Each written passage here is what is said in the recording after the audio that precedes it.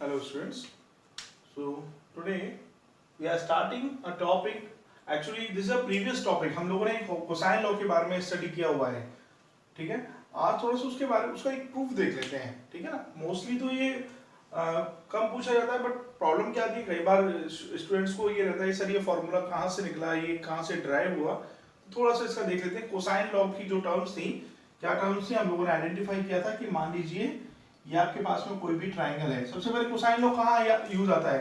To determine different angle and sides in any triangle. किसी भी triangle में, कोई भी ट्राइंगल हो, उसकी कंडीशन में आपकी डिफरेंट डिफरेंट एंगल्स और उनकी साइड्स को आइडेंटिफाई करने के यूज में आता है. कि मान लो ये आपके पास में कोई भी ए मान लो ये ए है, ये बी है, ये ए साइड, ये बी साइड और ये सी साइड.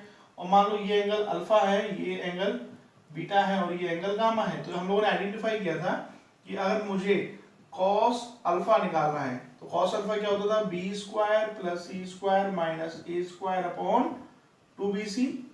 cos बीटा क्या होता था? बीटा के सामने इसको छोड़ो, इन दोनों को पकड़ो, A square plus C square minus B square upon 2ac. And cos of gamma which is, अब गामा के सामने इसको छोड़ दो और इन दोनों को पकड़ो, B square plus C square minus B square plus A square minus C square upon 2ab. Okay. तो ये तीन फॉर्मूले से मेरे पास में मोस्टली कोसाइन लॉ के लिए. ठीक है. तो अभी इन्हीं फॉर्मूलेस को हम लोग यहां पर प्रूफ करें. ठीक है. तो देखते हैं.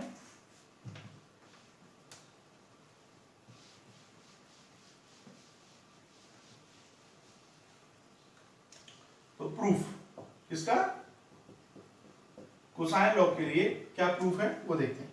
देखो बेटा, हम लोगों के पास में लेट वी कंसीडर ये एक तो है ए वेक्टर और एक ये दूसरा है बी वेक्टर. ठीक है.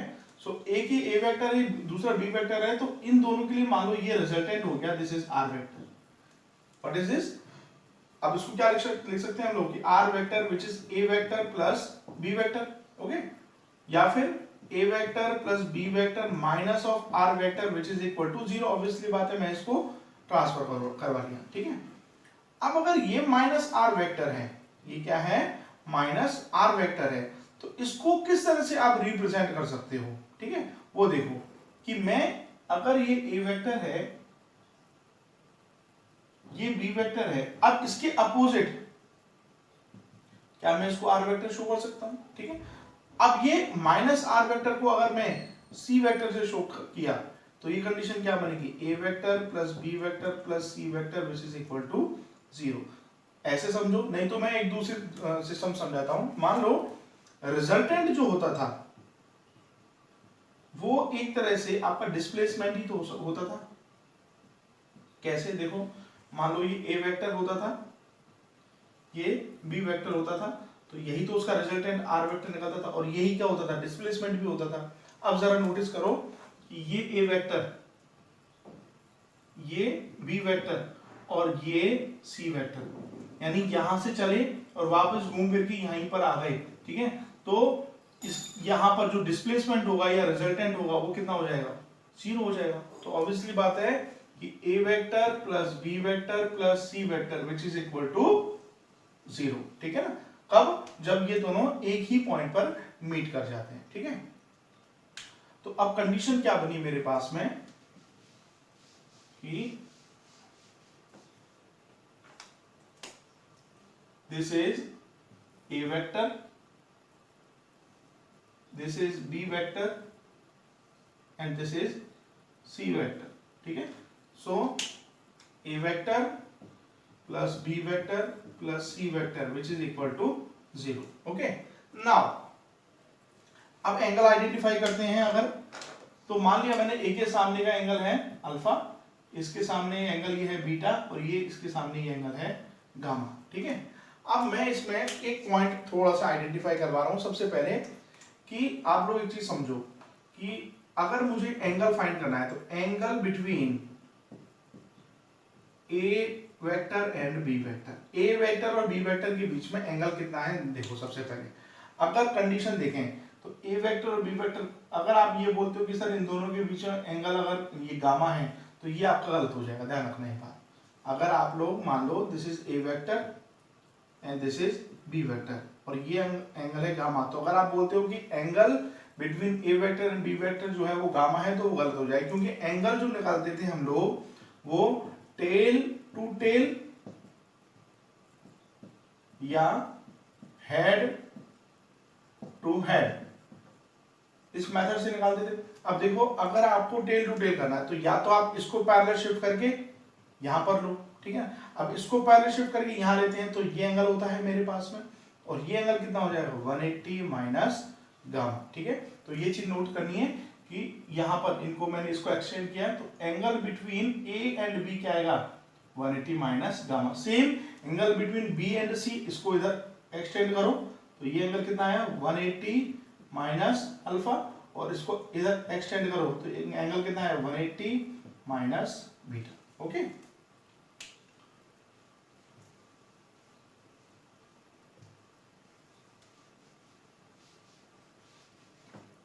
चलिए अब देखो कंडीशन है मेरे पास में A vector plus B vector plus C vector which is equal to 0।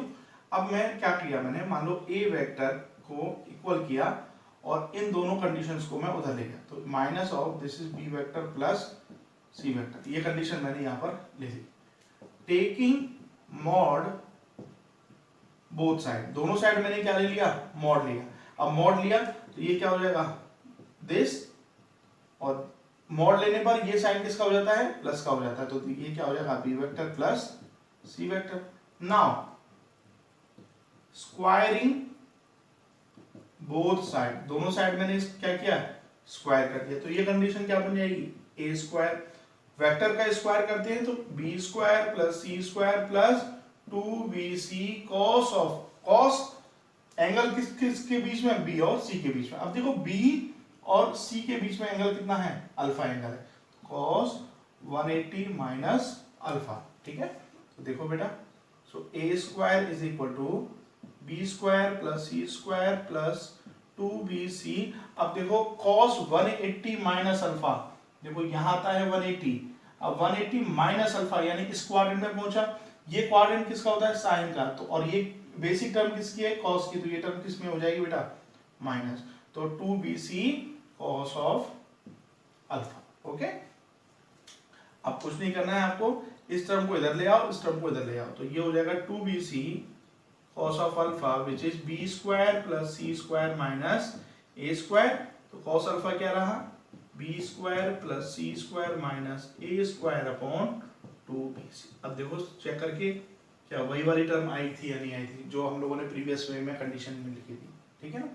तो cos alpha क्या आ गया b square plus c square minus a square upon 2bc। अब ये cos alpha आया, ठीक है ना। अभी क्या करें अगर हम लोग कि इसी कंडीशन में ये जो कंडीशन थी इसमें अगर ऐसा करते हैं कि b vector is equal to minus of a vector plus c vector, ठीक है। तो इसको ये का टर्म क्या आएगी b square is equal to a square plus c square plus 2ac cos of a और c के बीच का एंगल कितना है a और c यानी 180 माइनस बीटा, ठीक है। तो ये टर्म क्या हो जाएगी b square equal to a square plus c square minus 2ac cos of beta, ठीक है। अब देखो cos बीटा की टर्म ऑटोमेटिकली क्या बन जाएगी, देखो cos बीटा की टर्म क्या बनेगी, cos बीटा की टर्म बनेगी, देखो इसको इधर लेके आओ, इसको इधर लेके जाओ, तो ये हो जाएगा a square plus c square minus b square upon 2ac। तो सिमिलरिटी में देखो cos अल्फा की टर्म भी बनेगी cos बीटा की, और इसी केस में आपकी कौन सी टर्म बनेगी cos ऑफ गामा की टर्म भी बनेगी, ठीक है। तो इस तरह से आप लोग डिफरेंट डिफरेंट कंडीशंस को सॉल्व आउट कर सकते हैं। Okay okay, now sine law, देखो कोसाइन लॉ हम लोगों ने पढ़ लिया, ठीक है, उसका भी प्रूफ देख लिया हम लोगों ने। तो अभी एक बार साइन लॉ का भी प्रूफ देख लेते हैं। फॉर्मूला आप लोगों को पहले भी मैंने बताया हुआ है, ठीक है। कंडीशन वही है कि मान लो ये ट्राइंगल है, ठीक है, और ट्राइंगल कुछ इस तरह से है, ए वेक्टर, ये बी वेक्टर और ये आपका सी वेक्टर, ठीक है। यानी A vector plus B vector plus C vector which is equal to 0, ठीक है ना। और ए के सामने का एंगल कितना है अल्फा, बी के सामने की बीटा और सी के सामने का गामा, तो A upon sine alpha equal to B upon sine beta equal to C upon sine gamma. ये फॉर्मूला होता है साइन लॉ के लिए। तो इसी चीज को हम लोग यहाँ पर अभी प्रूफ करेंगे, ठीक है ना। तो देखो क्या कंडीशन ले रहे हैं, अगर मेरे पास में A vector plus B vector plus C vector equal to 0 है, तो मैं एक टर्म यूज ले रहा हूं, apply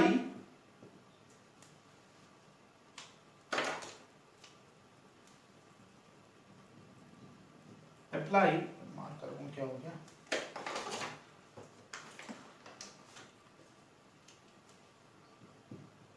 cross vector with C vector on both side, यानी A vector plus B vector plus C vector इनका क्रॉस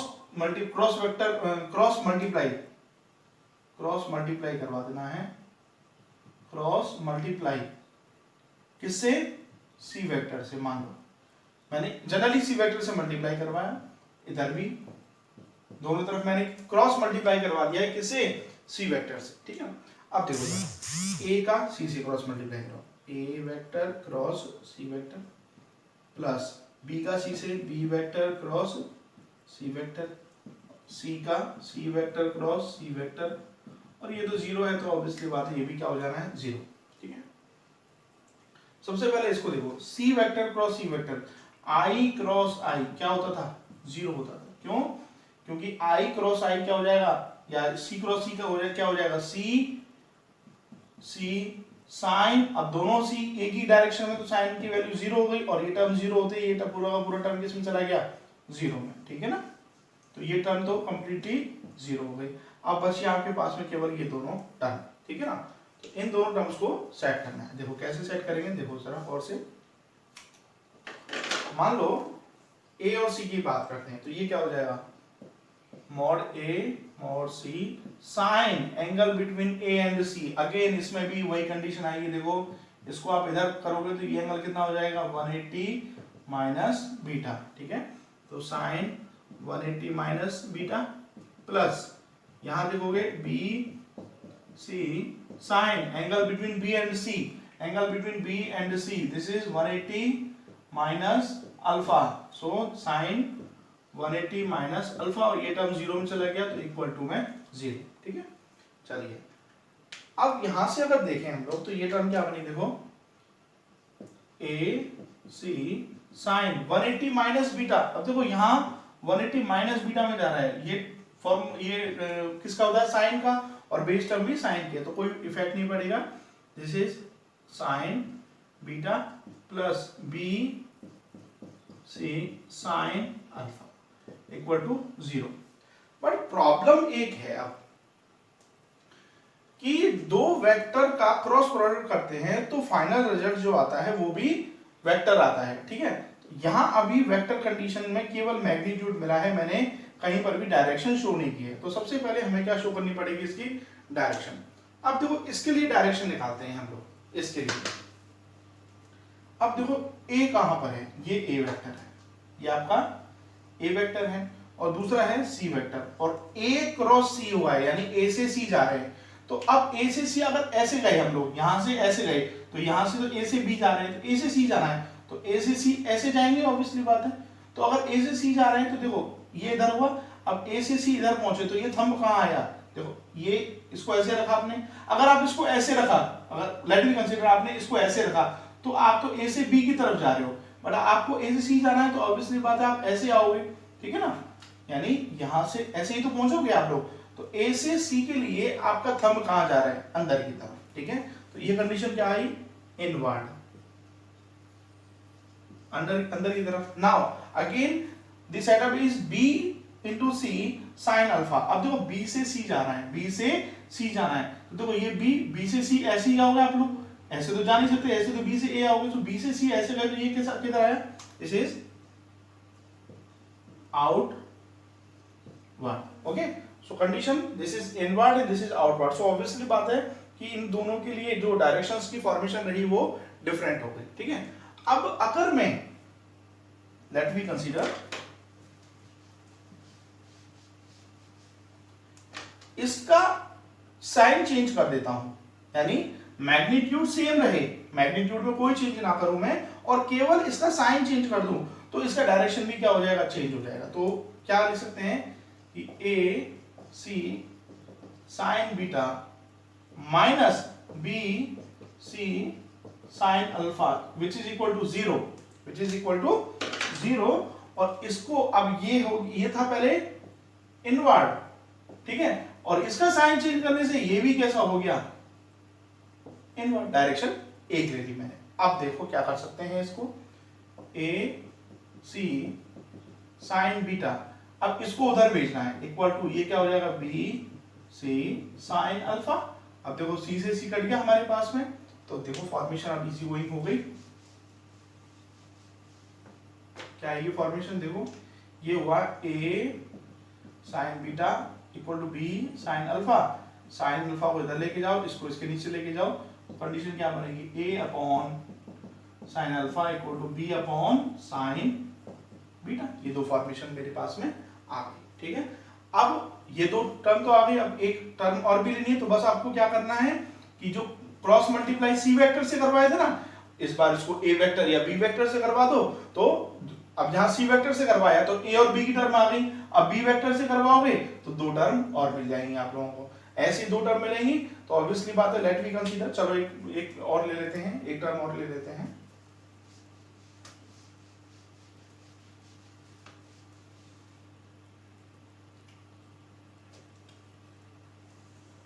ओके, मान लो ये था A vector plus B vector plus C vector, इस बार क्रॉस मल्टीप्लाई करवा देते हैं मान लो बी वेक्टर से, ठीक है ना, और इधर तो जीरो हो जाना है। तो देखो ए बी, ए का बी से करेंगे तो ए बी साइन, ए और बी के बीच में एंगल, ये मैंने रफ कर दिया,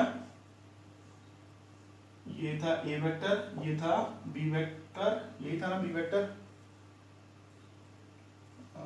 कंफर्म हो नहीं रहेगा मुझे भी, चलिए कोई दिक्कत नहीं, ये था सी वेक्टर, ओके। इसके सामने एंगल अल्फा, ये बीटा और ये गामा, ठीक है। अब देखो ए और बी के बीच का एंगल निकालते हैं, तो ए और बी के बीच का एंगल कितना हो जाएगा 180 minus gamma, so this is 180 minus gamma plus, अब देखो बी और बी ये तो जीरो हो जाना है, सी और b, c b sine, that angle between c and b, this is 180 minus alpha which is equal to 0.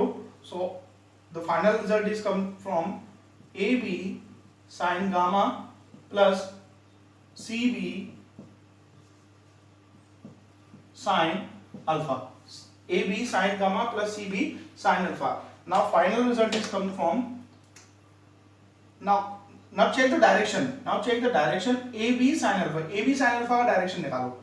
अब तो A से B, A से B, so obviously this is outward, and CB, C से B, C से B इधर, तो ये inward।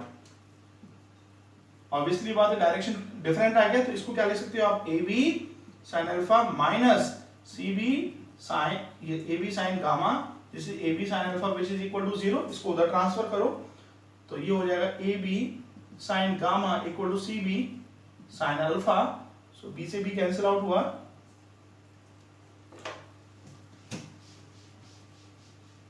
so this is A sin gamma which is C sin alpha, so A upon sin alpha equal to C upon sin gamma। अब देखो एक condition ये आई और एक कंडीशन ये आई, तो इन तीनों कंडीशन को अगर सेटअप देखें तो क्या आया, A upon sin alpha equal to B upon sin beta equal to C upon sin gamma. This is the proof of your sine law, okay।